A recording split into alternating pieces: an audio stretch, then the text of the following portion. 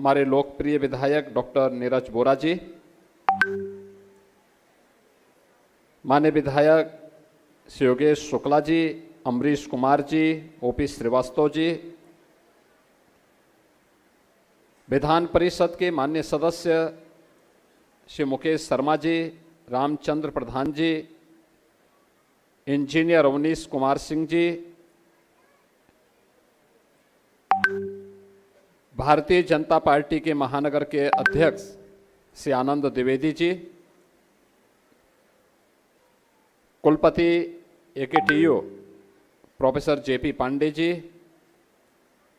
IET के director doctor Vineet Kansal जी, आयोजन समिति के हमारे सभी पदाधिकारीगण और उपस्थित बहनों और भाइयों, आज शरद पूर्णिमा का पावन पर्व है।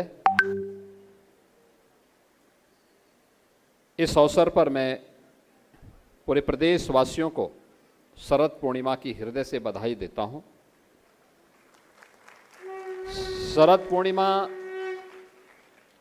भगवान वाल्मीकि की पावन जयंती का भी तिथि है।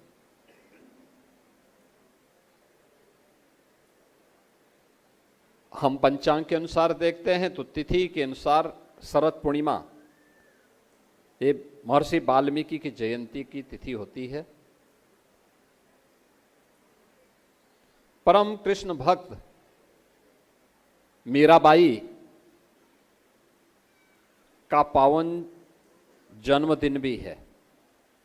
और अगर हम अंग्रेजी तिथि के अनुसार देखते हैं तो आज ही के दिन पूर्व विधायक और एक संघर्षशील नेता श्री डीपी बोरा जी की भी पावन जयंती है। इस अवसर पर मैं महर्षि वाल्मीकि, भक्त मीराबाई की स्मृतियों को नमन करते हुए पूर्व विधायक श्री डीपी बोरा जी को प्रदेश सरकार की ओर से और आप सब की ओर से विनम्र श्रद्धांजलि अर्पित करता हूं।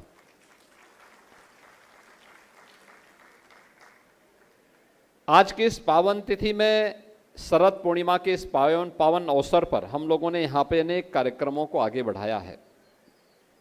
खासतौर पर स्वर्गीय डीपी बोरा जी की एक प्रतिमा का आज लोकार्पण का कार्यक्रम संपन्न हुआ। यहां पर अनावरण के साथ ही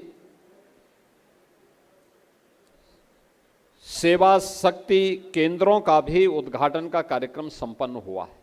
5 ऐसे केंद्र अलग अलग स्थानों पर और अलग अलग क्षेत्रों में नारी शक्ति की उपस्थिति, शिक्षा के क्षेत्र में या साहित्य के क्षेत्र में, स्वास्थ्य के क्षेत्र में, संगीत के क्षेत्र में, समाज सेवा के क्षेत्र में अलग अलग ऐसी मातृशक्ति का भी सम्मान किया गया है जिन्होंने अपने मेहनत से, अपने सामर्थ्य से समाज को एक नई दिशा दी है।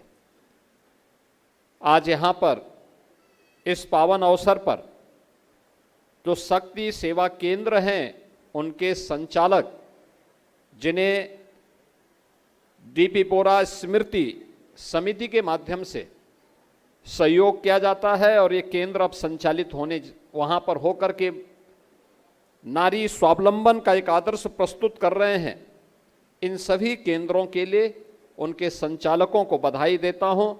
और यह कार्य चूंकि नारी स्वावलंबन का है, मिशन शक्ति के अंतर्गत प्रदेश सरकार के द्वारा जो कार्यक्रम चल रहे हैं उन कार्यक्रमों की ही श्रृंखला में आज यहाँ पर हम लोग जब एकत्र हुए हैं तो मैं स्वर्गीय डीपी बोरा स्मृति व्याख्यान समिति की ओर से किए जाने वाले इस कार्यक्रम के लिए इस समिति को हृदय से धन्यवाद देता हूं। इसके साथ ही यहां पे अलग अलग क्षेत्र में स्वास्थ्य, शिक्षा, सेवा, साहित्य और संगीत, इन पांचों क्षेत्रों में जिन मातृशक्ति ने कुछ विशिष्ट योगदान दिया है, उनका भी सम्मान यहां पर मंच पर आयोजन समिति की ओर से हुआ है। मैं इसके लिए सम्मान प्राप्त करने वाली सभी बहनों को हृदय से उनका अभिनंदन करता हूं और समिति को, आयोजन समिति को इस आयोजन के लिए भी हृदय से धन्यवाद देता हूं। बहनों और भाइयों, अपने पूर्वजों और अपनी विरासत का सम्मान हमें कैसे करना है, अभी आपने यहाँ पे प्रख्यात हमारे कवि श्री सर्वेश अस्थाना की कविता के माध्यम से हम सब ने उसको देखा है, समझा है और समाज की संवेदना को जागरूक करने के लिए उन्होंने जिस सहज और सरल भाव के साथ अपनी कविता के माध्यम से यहाँ पर लोगों का ध्यान आकर्षित किया है। अपने आराध्यों के प्रति, अपनी विरासत के प्रति हमारा भाव क्या होना चाहिए, उन्होंने उदाहरण भगवान राम का दिया, लेकिन ये उदाहरण हमारे पूर्वज भी हो सकते हैं। उन्होंने नारी गरिमा, उनकी सुरक्षा, उनके सम्मान, उनके स्वावलंबन से जुड़े हुए मुद्दों को भी उठाया कि दहेज जैसी कुप्रथा का अभी तक हम समाधान नहीं निकाल पाए, उस ओर भी समाज का ध्यान आकर्षित किया। मैं इस अवसर पर श्री सर्वेश अस्थाना जी का भी हृदय से अभिनंदन करता हूं उनकी इस लेखनी के लिए। यही होता है, एक कवि की लेखनी जब चलती है तो समाज के उन ज्वलंत मुद्दों को उठाती है। याद करिए, आदि कवि की जयंती पर एक कवि के द्वारा सामाजिक जन जागरण का एक कार्यक्रम अपने आप में एक नई प्रेरणा प्रदान कर रहा है और यह प्रेरणा समाज को एक नई राह भी दिखाती है। यही हमारी सबसे बड़ी ताकत है, क्योंकि एक साहित्यकार तो उसकी लेखनी सत्ता की मोहताज नहीं होती, उसकी लेखनी समाज को एक नई दिशा देती है। वह समाज का एक दर्पण होता है, समाज को आगे बढ़ने के लिए उन मूल्यों और आदर्शों के प्रति आग्रही बनाता है जो कभी महर्षि वाल्मीकि ने भगवान राम के चरित्र को सामने रख करके तत्कालीन समाज की भावनाओं को आगे बढ़ने के लिए एक आदर्श चरित्र हम सबके सामने राम के रूप में रखा। लोगों ने कहा राम कैसे? उन्होंने कहा भाई देखो, धर्म का दूसरा रूप राम है, रामो विग्रहवान धर्म। इतना कह करके उन्होंने समाज की आंखों को खोल दिया। यानी धर्म के जो भी गुण हमारे ऋषि मुनियों ने कहे हैं, अगर उनकी मूर्त रूप कहीं देखना है, शास्त्रों से इतर उसका मूर्त रूप कहीं देखना है, तो वह मूर्त रूप उसका कहीं है तो भगवान राम का चरित्र उसका मूर्त रूप है। और इसीलिए उन्होंने प्रश्न भी वही किया था प्रारंभ में, और उसका उत्तर भी उन्होंने वही दे दिया कि राम ही वह चरित्र है, और इसलिए रामो विग्रहवान धर्म कह करके उन्होंने अपनी बात को कही थी। अब याद करिए, सर्वेश अस्थाना जी भी वही कह रहे थे, उन्हीं बातों को आगे बढ़ा रहे थे, क्योंकि कवि की जब लेखनी चलेगी तो वह उन विसंगतियों की ओर ध्यान आकर्षित जरूर करेगी जिससे समाज ग्रसित है, कुंठित है, जकड़ा हुआ है। और उन्होंने समाज की उन दुखती हुई नस पर उंगली रख करके उन्हें उससे बाहर निकलने के लिए भी एक आह्वान इस अवसर पर किया है। बहनों और भाइयों, जब स्वर्गीय डीपी बोरा जी के बारे में हम चर्चा करते हैं तो डॉक्टर नीरज बोरा जी के जो कार्य हैं, वे कार्य हमें उनके स्वर्गीय पिता के द्वारा किए गए संघर्षों की स्मृति को याद दिलाते हैं।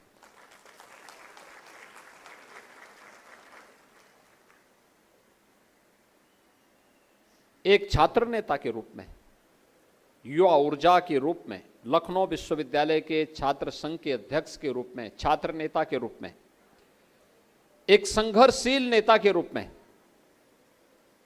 समाज से जुड़े हुए दलित, वंचित और उन लोगों के आवाज को बन करके जो कहीं ना कहीं से पीड़ित थे। जब हम लखनऊ की बात करते हैं तो आज से 30 वर्ष पहले, 25 वर्ष पहले, 40 वर्ष पहले लखनऊ की छवि क्या थी, किस प्रकार का माहौल था। उस माहौल को कभी आपको कोई विस्तृत चर्चा करानी है तो श्री बृजलाल जी से उसके बारे में जरूर पूछिए।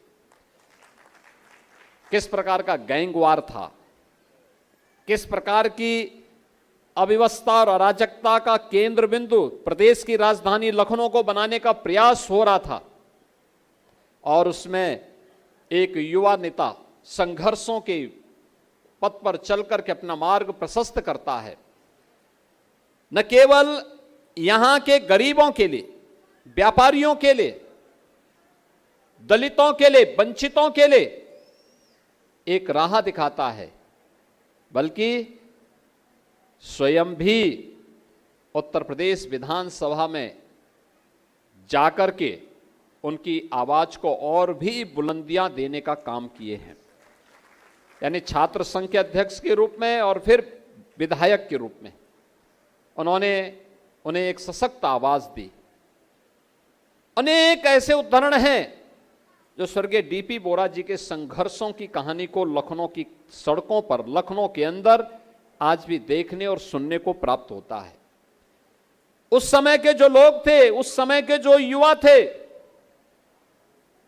आज वे उम्र दराज हो चुके हैं। आज जब इस चर्चा करते हैं, इस बारे में बताते हैं, मन में एक श्रद्धा और सम्मान का भाव होता है कि एक व्यक्ति अपने परिवार की देखभाल करते हुए समाज से जुड़े हुए उन मूल्यों के लिए काम कर रहा है जो एक गरीब की पीड़ा है, एक वंचित की पीड़ा है, एक दलित की पीड़ा है। उसे शोषण से मुक्त वातावरण देने के लिए, उसको उसका अधिकार देने के लिए लगातार कार्य कर रहा है। और यह हम लोगों को लगातार उन कार्यक्रमों के माध्यम से देखने को मिलता है। बहनों और भाइयों, यही तो हमें इन महापुरुषों से प्राप्त होती है प्रेरणा। महर्षि वाल्मीकि का समय किस प्रकार का रहा होगा। आप जब उस पौराणिक कालखंड की चर्चा करते हैं, उसमें आप जब जाएंगे, आपको उस समय की सामाजिक, उस समय की भौगोलिक और उस समय की उन घटनाओं के बारे में विस्तृत जानकारी प्राप्त होगी जो कालखंड रामायण का कालखंड था। और उन कालखंडों के एक एक दृश्य को महर्षि वाल्मीकि ने अपने आदि काव्य में किस प्रकार से उद्धृत करने का काम किया है, वो अद्भुत है। यानी उस समय की सामाजिक, भौगोलिक और धार्मिक परिस्थितियों के साथ साथ कोई कवि बोलचाल की भाषा में भी महाकाव्य रच ले और वो लोकप्रिय हो जाए। दुनिया का पहला ऐसा महाकाव्य था महर्षि वाल्मीकि कृत रामायण, जो व्यवहारिक भाषा में था, व्यवहारिक संस्कृति की भाषा में था। और व्यवहारिक संस्कृति के साथ साथ उस समय की उन्होंने परिस्थितियों का उल्लेख जिस रूप में किया है, वनस्पतियों के बारे में, जीव जंतुओं के बारे में, यानी वाल्मीकि रामायण केवल हम लोग सामान्य रूप से जब चर्चा करते हैं रामायण की, तो सामान्य रूप से हम पारिवारिक चर्चा का विषय उसमें उठाते हैं, क्योंकि हम लोग परिवार के इर्द गिर्द घूमे रहते हैं, उसी से घिरे रहते हैं। लेकिन एक मनुष्य का मनुष्य के साथ, एक पिता का पुत्र के साथ या पुत्र का पिता के साथ, एक पति और पत्नी के संबंधों को लेकर के एक गुरु और शिष्य के संबंधों को लेकर के, एक राजा का प्रजा को लेकर के, इन संबंधों को लेकर के तो चर्चा है ही, लेकिन एक नागरिक के रूप में हमारा अपनी वन संपदा के प्रति क्या दायित्व है, इसका उल्लेख भी याद करिए। जब माता जानकी का अपहरण होता है और भगवान राम उस समय वन में भटकते रहते हैं, तो उस समय वनों से भी प्रश्न पूछते हैं, वहां के पक्षियों से भी मदद मांगते हैं, उनसे भी प्रश्न पूछते हैं। और याद रखना, रामायण का पहला बलिदानी कोई हुआ था तो वह एक पक्षी हुआ था, गिद्धराज जटायु के रूप में। आप याद करिए, जब उस समय की सबसे बड़ी ताकत के खिलाफ, आतंक की ताकत के खिलाफ भगवान राम को युद्ध करना था, तो सेना अयोध्या और जनकपुर से नहीं गई। सेना गिरवासी वनवासियों ने मिलकर के भगवान राम के साथ खड़ी की, उनके साथ मिलकर के। अभी यहां पे डॉक्टर नीरज बोरा जी कह रहे थे, यहां पे गोमती नदी के एक ब्रिज, एक पुल के बारे में। आज एक पुल बनाने को लेकर के जनप्रतिनिधि संघर्ष करते हैं, उसके लिए उनको बार बार जाना पड़ता है, प्रयास करना पड़ता है। लेकिन उस समय 100 योजन का सेतु बंध का निर्माण बानर और भालुओं की मदद से भगवान राम ने समुद्र में कर डाला। आप सोचो, सेना इस पार से उस पार जाए, जो लोगों के लिए कल्पना थी समाज का संगठन होगा, तो उसका परिणति ऐसे ही होगी। असंभव होने वाला काम भी हमारे लिए संभव हो जाएगा। श्री राम जन्मभूमि आंदोलन के दौरान और उसके उपरांत, जब भगवान राम का भव्य मंदिर का निर्माण रामलला के विराजमान होने के बाद बना, हम लोगों का ही प्रयास है उस मार्ग को और उस समय की वनस्पतियों का संग्रह हो और उन्हें अयोध्या के साथ साथ इस पूरे मार्ग में फिर से स्थापित करने का काम किया जाए। इस पर कार्य चल रहा है और मैं मानता हूं एक बड़ा कार्य होगा, क्योंकि बहुत सारी वनस्पतियां ऐसी होंगी जो लुप्त प्राय हो गई होंगी। बहुत सारे को जाने अनजाने में लोगों ने नष्ट कर दिया होगा, लेकिन प्रयास होगा, रामायण काल फिर से आएगा, इसमें कोई संदेह नहीं। राम राज्य की स्थापना के लिए जो आज डबल इंजन सरकार के द्वारा प्रयास किए जा रहे हैं, ये उसी की कड़ी है, ये उसी की कड़ी है। और आज के अवसर पर महिला सेवा शक्ति केंद्रों की स्थापना के कार्यों का शुभारंभ के साथ ही जो मुझे बताया गया कि 100 से अधिक ऐसे सेवा शक्ति केंद्र पहले से इस स्वर्गीय डीपी बोरा सेवा समिति के माध्यम से संचालित हैं और आज भी कई ऐसी समितियों को यहां पर संचालित किया गया है। परम कृष्ण भक्त मीराबाई की जयंती का कार्यक्रम हो और सेवा केंद्रों का संचालन हो, इससे अच्छा दूसरा कोई अवसर नहीं हो सकता है। याद करिए, मीराबाई मेवाड़ की रानी थी, महारानी थी, लेकिन सामाजिक समरसता का कितना बेहतरीन उदाहरण उन्होंने प्रस्तुत किया। अपना गुरु उन्होंने माना सदगुरु रविदास जी महाराज को, और रविदास जी के सानिध्य में उन्होंने उस समय जो उनसे दीक्षा प्राप्त की, उनका सानिध्य प्राप्त किया, परम कृष्ण भक्त बन करके। अगर वो केवल मेवाड़ की रानी होती, महारानी बनती, उनको यह यश प्राप्त नहीं होता। जो कृष्ण की भक्ति ने उन्हें सदैव के लिए अमर करके हर भारतीय के मन में उनके प्रति एक आस्था का भाव जागृत कर दिया है। आउट ऑफ बॉक्स जब हम आकर के कार्य करते हैं तो उसके परिणाम ऐसे ही आते हैं। जैसे आज पूरा देश महर्षि वाल्मीकि को सम्मान दे रहा है, परम कृष्ण भक्त मीराबाई को सम्मान दे रहा है, और आज जैसे हम सब मिलकर के यहां पर एक साथ मिलकर के स्वर्गीय डीपी बोरा जी को सम्मान दे रहे हैं। मैं इस अवसर पर एक बार फिर से स्वर्गीय डीपी बोरा जी की स्मृति में बनी हुई समिति के सभी पदाधिकारियों को और खासतौर पर डॉक्टर नीरज बोरा जी और उनके परिवार के सभी सदस्यों को हृदय से धन्यवाद देता हूं। महर्षि वाल्मीकि जी, परम कृष्ण भक्त मीराबाई जी की स्मृतियों को नमन करता हूं और स्वर्गीय डीपी बोरा जी को प्रदेश सरकार की ओर से और प्रदेशवासियों की ओर से विनम्र श्रद्धांजलि अर्पित करते हुए इस सेवा का कार्यक्रम हमारा अनवरत चलता रहे, इस विश्वास के साथ इस पूरे अभियान के प्रति मेरी मंगलमय शुभकामनाएं हैं। धन्यवाद। जय हिंद।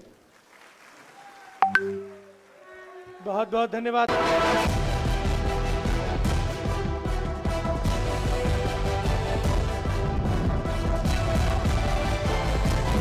इंडिया वॉइस, आपकी सोच, आपकी आवाज।